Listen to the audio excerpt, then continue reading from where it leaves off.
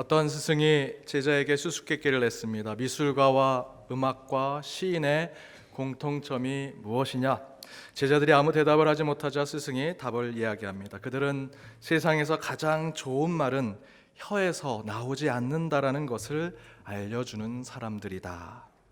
그렇죠. 미술과 음악과 시인은 말과 혀가 아닌 그림과 노래와 시로 좋은 것을 만들어내는 사람들입니다. 제 막내 아들이 말을 잘하지 못할 때 항상 누나랑 티격태격 싸웠습니다. 그럴 때마다 제가 야 동생 말 잘 못하니까 누나가 잘 이해해서 타이르면서 같이 놀아라 라고 얘기했습니다. 그런데 이제 그 막내 아들이 말을 좀 하고 말귀를 잘 알아듣게 되었는데 누나랑 어떻게 되었을까요? 아직도 싸우고 있습니다. 말이 통하면 커뮤니케이션이 되면 잘 안 싸울 줄 알았는데 서로 말을 잘 알아듣고 통하게 되어도 더 싸우는 모습을 보여주고 있습니다. 말이 통한다고 좋아지는 것이 아니라 무슨 말을 하는가, 어떻게 표현하는가, 얼마나 선하고 긍정적인 말을 하는가가 더 중요한 것을 깨닫게 되었습니다. 그래서 앞에 예화에서 말한 그 스승의 말이 저는 더 잘 이해하게 되었습니다. 미술과 음악과 시인의 공통점은 입과 혀에서 나오는 것으로 아름다운 것이 아니라 다른 것으로도 아름다운 것을 표현할 수 있다.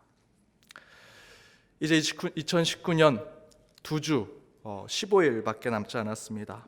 혹시 누군가에게 다 하지 못한 말이 있다면 여러분 이번엔 말보다는 마음으로, 또 입술의 표현보다는 편지나 문자로 마음을 전달해 보는 것이 어떨까 생각해 봅니다.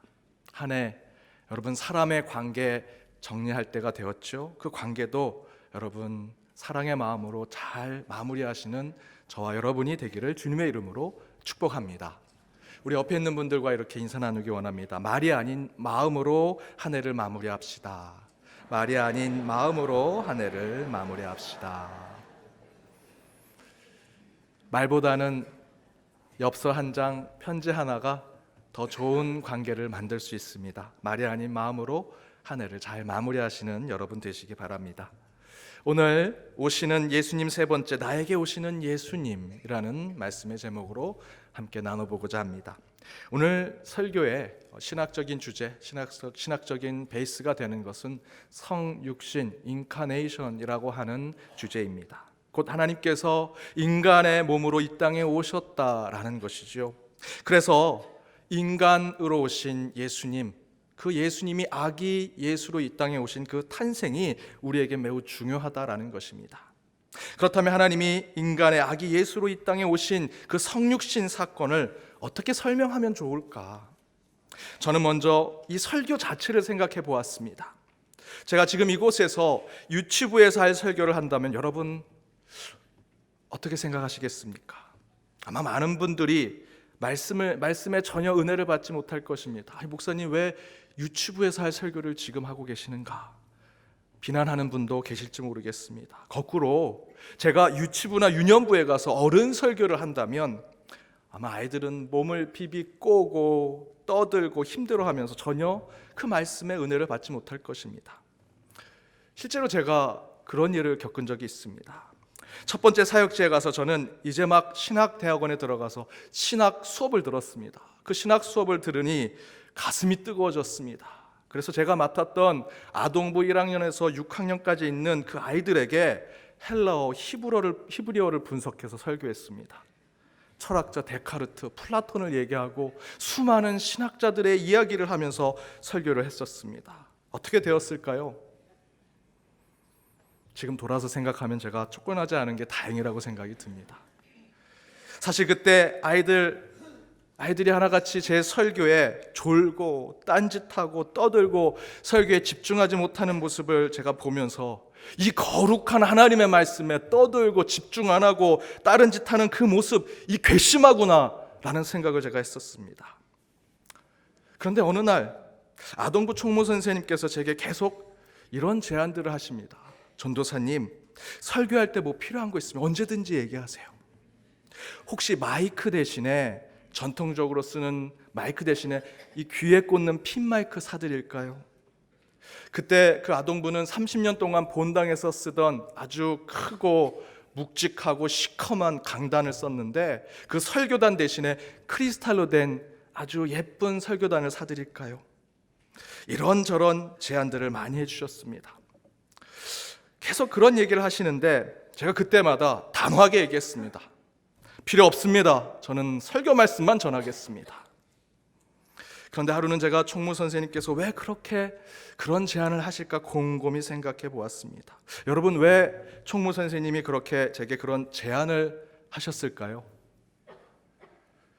제가 보통 다른데 소그룹 모임, 우리 권사 원래나 지역 전체 모임, 구역장 모임 때 설교하면서 이렇게 질문하고 이렇게 성도님들하고 대화하면서 설교합니다. 1부 때도 이 질문했는데 아무도 대답을 안 하시더라고요. 그래서 대예배 때는 질문하면 안 되겠구나. 왜 그런 질문을 하셨을까요? 왜 제안을 제게 하셨을까요? 설교 좀 제대로 해주십시오 라는 우회적인 이야기였습니다. 전도사님, 아이들에게 설교가 맞지 않습니다. 아이들에게 은혜가 되지 않습니다. 아이들 눈높이에 맞춰서 설교해 주십시오 라는 것을 우회적으로 돌려서 얘기하는 거였습니다. 제가 눈치가 좀 없습니다. 좀 둔해서 잘 못 알아들었습니다. 여러분도 제게 무슨 얘기하실 때 돌려서 얘기하면 저 잘 못 알아듣습니다. 직설적으로 얘기해 주셔야 됩니다. 제가 반년쯤 지나서야 그것을 깨닫고 그 총무 선생님의 제안을 받아들였습니다. 30년 쓰던 그 시커먼 설교단을 치우고 아이들 눈높이에 맞는 설교단으로 바꿨습니다. 그리고 핀 마이크도 달아서 마이크 없이 이 무대를 돌아다니면서 설교를 했습니다. 또한 무대의 조명도 바꿔서 소극장처럼 마치 연극을 보는 그런 교회처럼 만들었습니다. 무엇보다 더 중요한 변화는 제가 설교를 싹 바꿔서 아이들의 눈높이에 맞는 설교를 하기 시작했습니다. 그랬더니 아이들이 설교를 듣기 시작합니다. 설교로 은혜를 받고 설교로 그 자녀들이 영적 성장을 이루는 것을 저는 확인했습니다. 설교에 대한 쓸데없는 권위를 내려놓고 아이들에게 맞춰진 설교를 하게 되니 그 설교를 통해 진짜 하나님의 말씀으로 아이들의 심령이 변하더라라는 것입니다. 바로 이 성육신 사건, 곧 하나님께서 인간의 아기 예수로 우리에게 오신 사건은 설교가들이 청중등에 따라서 어떤 설교를 할지를 정하는 것과 매우 유사하더라라는 것을 깨달았습니다. 유치부와 유년부에는 아이들에 맞는 설교를 해야 합니다. 아무리 유명한 철학자나 신학자가 와서 힘든 설교를 해도 아이들은 못 알아듣습니다. 은혜를 받지 못하면 그 설교는 그 예배의 공간에서 무의미한 것이 됩니다. 어른들의 예배를 드리는 이 공간에서도 제가 유치부 설교를 하면 또 대학 수업 때 하는 신학 강의를 한다면 어떻게 살아있는 설교 말씀 가운데 은혜가 선포될 수 있겠습니까? 그래서 설교가들은 끊임없이 성도들의 연령, 성별, 여러분들의 수준, 정도를 살펴가면서 그에 맞는 설교를 하고자 노력하고 또 노력해야 합니다. 눈높이에 맞는 설교를 준비해야 하는 것입니다. 그런데 여러분, 바로 그 눈높이에 맞추는 노력과 수고를 하나님은 온몸으로 하셨다라는 것입니다. 그것이 성육신 사건입니다. 그런데 그 성육신의 첫 번째 사건이 아기 예수 탄생입니다. 그렇다면 하나님께서 인간의 몸으로 오신 성육신 사건을 아기 예수 사건으로 가장 먼저 우리에게 보여주시고자 하는 이유가 무엇일까? 그 이유는 바로 오늘 본문에서의 증거처럼 우리와 함께 하시기 위함이다라는 것입니다. 오늘 본문을 함께 읽어보겠습니다. 먼저 마태복음 1장 21절에서 23절입니다. 함께 읽겠습니다. 아들을 낳으리니 이름을 예수라 하라. 이는 그가 자기 백성을 그들의 죄에서 구원할 자심이라 하니라. 이 모든 일이 된 것은 주께서 선지자로 하신 말씀을 이루려 하심이니 이르시되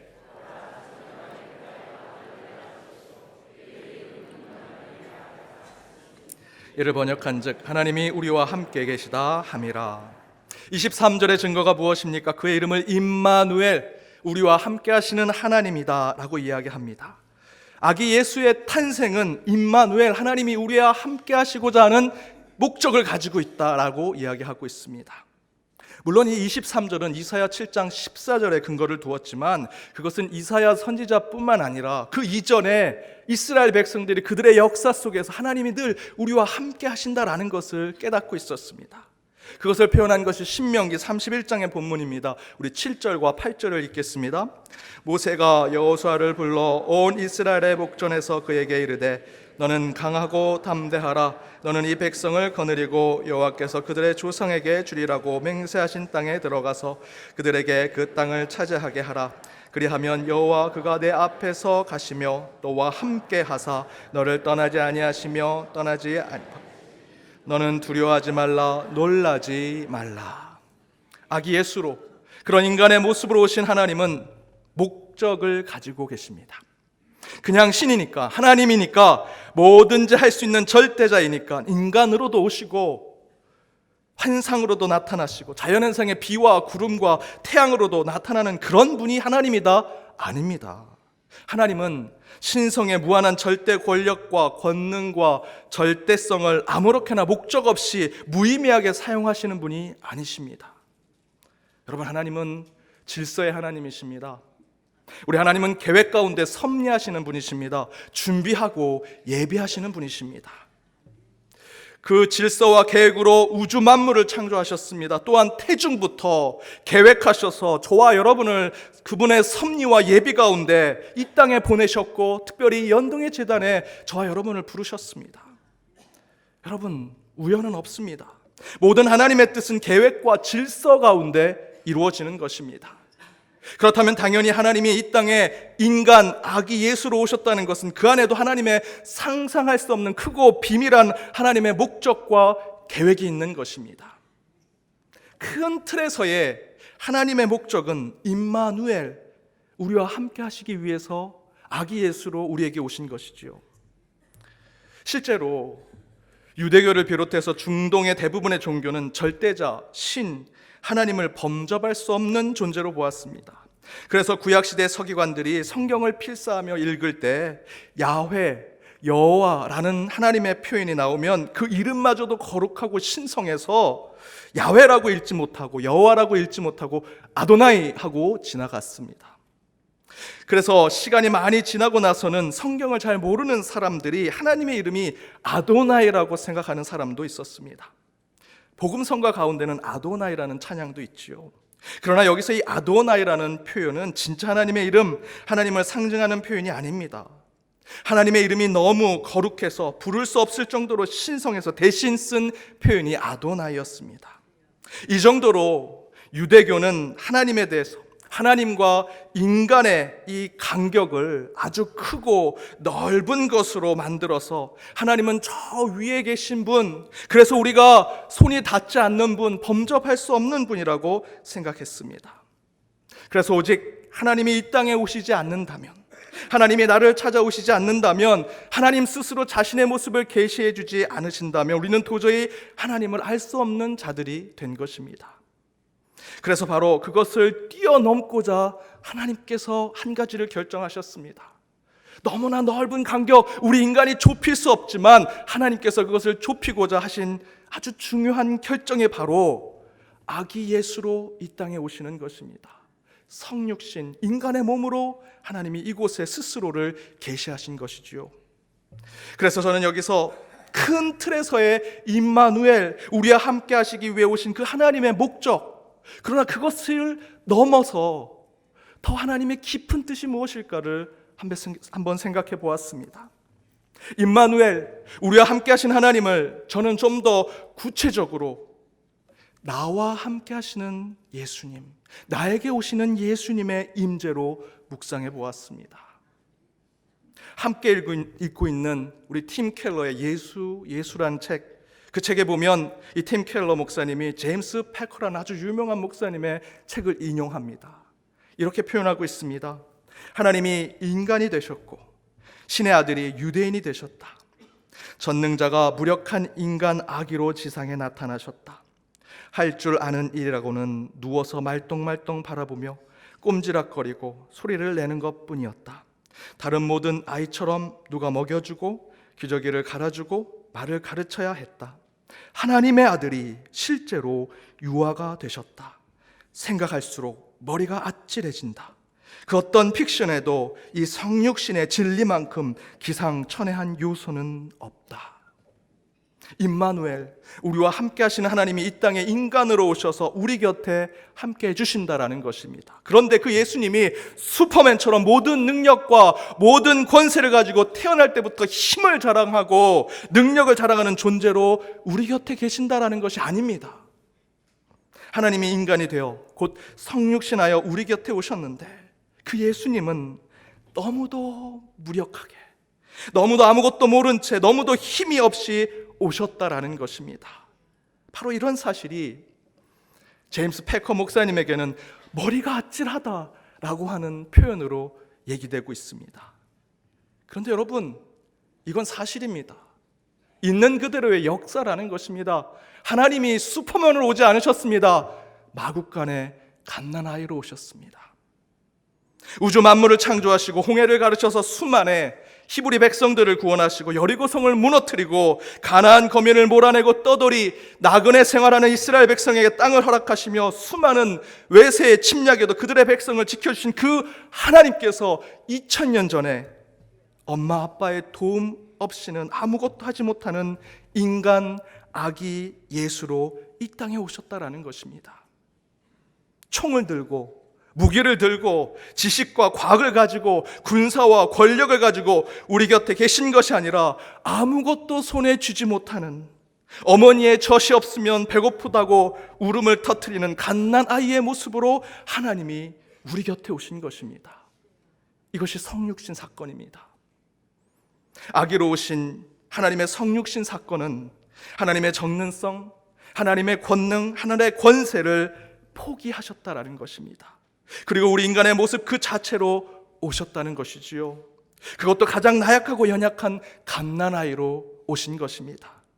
그런데 그렇게 가장 나약하고 연약한 갓난아이로 오신 예수님 때문에 우리는 교리적이고 신학적으로 우리와 함께 하시는 임마누엘의 하나님을 고백하는 그 차원을 뛰어넘어서 구체적으로 저와 여러분 각자 한 사람 한 사람에게 개별적으로 찾아오시는 하나님을 경험하게 된 것입니다.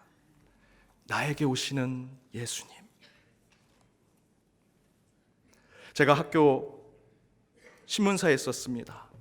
신문을 편집할 때면 하루 종일 그 신문을 편집하는 디자인 회사에 가서 신문 편집을 합니다. 밤새서 신문을 편집해서 내놓습니다. 그런데 하루는 한쪽 편에 그림을 그리는 일러스터들이 계속 작업을 하는데 누군가 계속 전화를 하면서 괜찮으신가요? 그런데 괜찮지 않다고 해서 계속 퇴짜를 맞는 겁니다. 뭔가 봤더니 어떤 사람의 얼굴을 그리는 것이었습니다. 제가 옆에서 쓱 보니까 당시 너무도 매우 유명한 정치인의 얼굴이었습니다.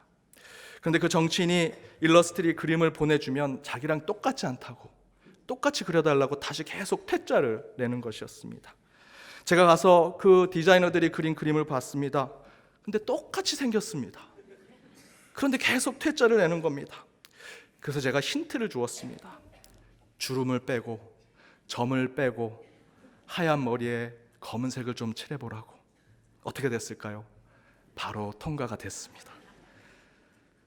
제가 속으로 생각했습니다. 그림으로 젊어지는 것보다 마음으로, 정치로 좀 젊어졌으면 하는 생각이 들었는데, 그때 저는 이런 것을 느꼈습니다. 권위를 가진 사람들은 유일한 것을 추구하는구나.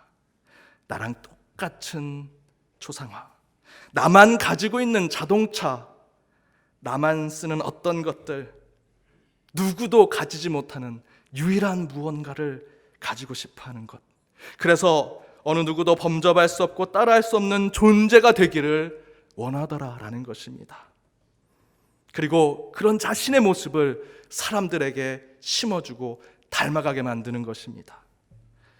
그게 쓸데없는 권위를 가진 사람들의 모습이더라는 것이죠. 그런데 여러분, 우리 교회 잠옷실에 가면 그 반대 현상이 나타납니다. 잠옷실에 가면 갓난아이들이 많습니다. 신기한 것이 지난주에 봤던 아기가 이번 주에 보면 달라져 있습니다. 지난주에는 아빠를 닮았는데 이번 주에는 엄마를 닮았습니다. 지난주에는 할머니를 닮았는데 이번 주에는 할아버지를 닮았습니다. 아이들의 얼굴이 희한하게 바뀌고 변하더라는 것이죠. 하루는 한 장로님께서 자신의 손녀를 안고 있습니다. 제가 가까이 갔어요. 야, 이쁘다. 그랬더니 장로님이 제게 이렇게 얘기합니다. 목사님, 저 닮았죠? 그런데 뒤에 며느리가 독수리 눈을 하면서 쳐다보고 있습니다. 제가 뭐라고 대답하겠습니까? 하나님이 지혜를 주셨습니다. 이목구비는 며느리를 닮고 엄마를 닮고 전체는 장로님을 닮았네요. 장로님도 좋아하시고 며느리도 좋아하고. 여러분, 아기는요, 자기가 보는 그 사람을 닮아갑니다. 엄마가 아이를 안고 있으면 엄마를 닮고 아빠가 안고 있으면 아빠를 닮아가죠. 그런데 우리 예수님이 우리 인간의 모습으로 오셨을 때 그렇게 오셨다라는 것입니다. 이렇게 높은 단에서 좋은 양복 입고 거룩한 목소리로 설교하는 목사로 오신 것이 아닙니다. 갓난아이로 오셨습니다. 요셉이 보면 요셉을 닮고 엄마인 마리아가 보면 마리아를 닮는, 물론 우리 예수님은 성령으로 잉태하셨기 때문에 육신의 부모의 어디를 닮지는 않았을 것입니다. 그러나 아기로 오신 예수님은 누가 보든 누가 안아주든 누가 함께 있어주는 아이에 따라서 그 사람을 닮아가는 갓난아이로 이 땅에 오셨습니다. 여러분, 머리가 아찔하지요? 제임스 패커 목사님이 왜 그렇게 얘기했는지 아시겠죠? 저도 머리가 아찔합니다. 내가 그렇게 섬기는 그 하나님이 아기 예수로 오셨다고? 머리가 아찔합니다. 하지만 한편으로는 그 사실이 너무나 놀랍고 흥분됩니다. 저는 그 사실을 깨닫고 너무나 감사하고 기뻐했습니다. 아, 하나님이 이 땅에 오신 목적이 이것이구나. 절대 권력자들은 자신의 초상화, 자신의 동상을 자기와 똑같이 만들어서 동전에 새기고 집집마다 사진을 걸어서 그들에게 그것을 담게 하려고 하지만 우리 예수님은 아기 예수로 성육신에서 이 땅에 오셨습니다. 그런데 우리는 그 아기 예수를 볼 때마다 다른 하나님, 다른 예수님을 경험하며 기뻐하고 행복해하는 것으로 진짜 임마누엘을 경험하더라라는 것입니다. 마치 갓난아이가, 우리가 갓난아이를 쳐다볼 때 내 얼굴을 닮은 것처럼, 마치 거울을 보는 것처럼 그렇게 갓난아이로 오신 예수님이 우리와 함께 하신다는 것이지요. 사랑하는 여러분, 하나님은 성육신으로 이 땅에 우리와 함께 하십니다.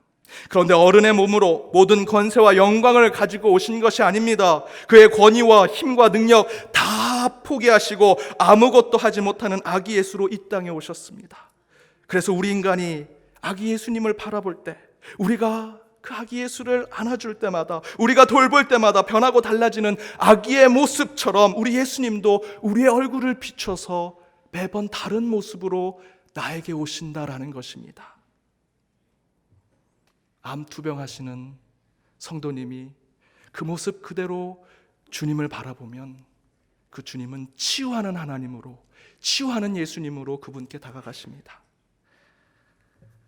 외롭고 쓸쓸함 가운데 있는 분이 그 눈으로 주님을 바라보면 친구가 되신 예수님으로 찾아가십니다.